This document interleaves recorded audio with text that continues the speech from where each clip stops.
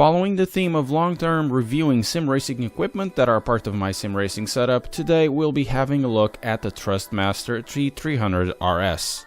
I've had this wheel for over 2 years now, and since then multiple people have asked me about feedback regarding the T300 RS, so might as well just do that long-term review. The T300 RS is actually a package, and this package is actually one of the mid-range price kings, and it's often recommended against the likes of G920 or the G29. This is a wheel compatible with the PC, PlayStation 3 and PlayStation 4, and also compatible with most of the Thrustmaster ecosystem, giving it a bit of flexibility even when using in the consoles. In the package you will find a 20-inch steering wheel, the servo base, and the throttle and brake pedal set. There are also other packages available that will keep the same T300 servo if you're looking for bigger wheels, a pedal set with the clutch, though the T300 RS seems to be the most popular because the price point is the lowest. The price for the T300 RS will depend on region, state, country, and denomination, so you'll find it for around $350 to $400 to 70 to 300 pounds, or roughly 300 to 350 euros. Though you can find a package like this by roughly half to 2/3 of the price on the used market. Specifications of the base itself are as such. According to Thrustmaster, it has a brushless electric motor for silent, no latency operations. The motor, according to what I've found, has an output after decogging of around 3.9 Newton meters, though this value could be wrong. It has up to 1080 degrees of rotation, the minimum is 270. Dual belt system, supposedly to deliver a smooth force feedback and wheel turning. Hall effect sensor with 16-bit resolution. Since the Hall effect is magnetic, the long-term reliability of the sensor should be pretty good in theory, and it's compatible with the myriads of Thrustmaster aftermarket rims, shifters, pedals, and it will be as well with PlayStation 3 and PlayStation 4. PlayStation 3 to PlayStation 4 compatibility is done through a switch. To attach and detach the rims, there's a quick release inspired system. As for the rim, it's a 20-inch rim with a rubber finish, or somewhat of a rubber finish. It has 11 buttons, 2 gear shift pedals, and also directional pads. As for the pedals, I'll be mostly ignoring them in this review because they were not worth my time and I haven't used them at all. There are two main ways of mounting the servo. The first one will be with sort of a table clamp to attach to a desk or any other table, though you should be really using the included mounting holes, which is my preferred method. The base will sit sturdily in the Wheel Stand Pro, though it must be said that the bottom of the base isn't totally straight. This could mean that if you have a longer mounting plate, that mounting plate might be in the way. You might need to raise the base or do some adjustments, but for most rigs it shouldn't be really an issue. To detach the rim, a small screw needs to be undone, and then a sleeve is also unscrewed. Then you can pull out your rim, and that will be exposing a thread and also a PS2 type connector. In the back of the base you will find the RG12 slot for the pedals, a PS2 type input for an accessory such as a shifter. We're talking about something like a TH8. There's also an integrated USB cord that you cannot remove, and then you have a power cord socket. If you have a PlayStation 3 or a PlayStation 4 and you're thinking of using a shifter with a clutch, you'll need to make the connections to the base, and the base then connects through USB to the console.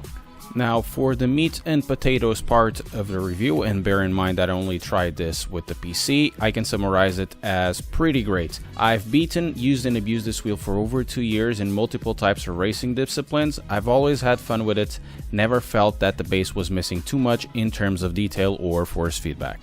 So from my experience, the T300 RS has a great driving feeling with a well-delivered force feedback. It's a fast-turning wheel with just a small turning resistance coming from the belts. It has just the right amount of dampening, which you can turn on or off. You might need to mess about in the software to make it your taste. The force feedback is also pretty involving in most sims I've tried, with the notable exception would be Project Cars 1. The feedback is more than competent to tell you what the car is doing, like in front-wheel driven cars like the Primera GT BTCC in Assetto Corsa or the Clio 197 Cup in R-Factor 2. You can really feel the differential working with the tires locking, spinning in a very intuitive way. Likewise, the loss of rear end weight or traction can also be felt with the tire slipping. There's also a myriad of other effects that you can also instinctively feel, like the car bottoming out, tire scrub, loss of grip in the front or the rear, going over curbs, dusty surfaces, bad surfaces, stuff like that. So overall, it's an intuitive, detailed force feedback for the most part. The base is able to provide a great experience in plenty of cars or disciplines like GT racing, Formula, Rally, and even Drift. If the game has good enough force feedback, the wheel most definitely provides a great experience, with the exception once again being Project Cars 1, though that title has been superseded by a sequel which is far superior in everything it does, including force feedback.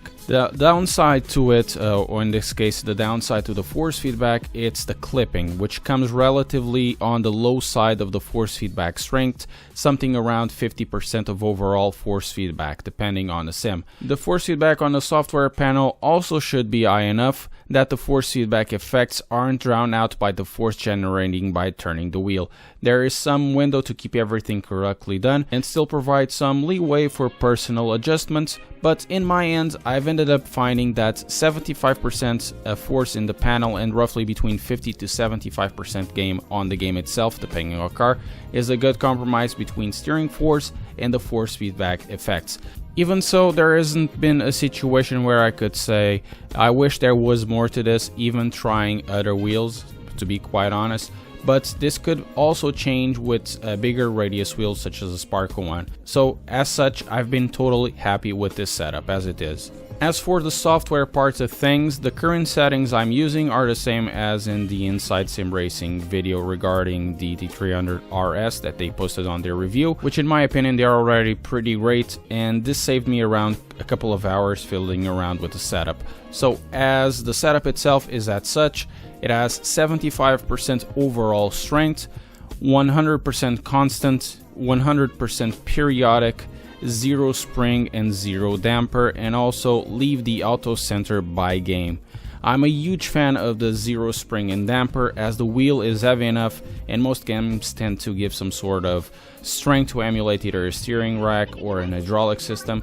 Even if you find it too low, consider raising the damper to up to 10% or so. Just try it around. You'd be expecting something about the pedals just about now, but in my opinion they are mostly a waste of time. They are flimsy, they have no progression on the brake, they twist if they use them too much or too much strength. So if you want to keep within the ecosystem, or you just want to use the console with the compatible set of pedals, get something like a T3PA, or if you can buy something else, just get a better pedal set with probably a load cell or something.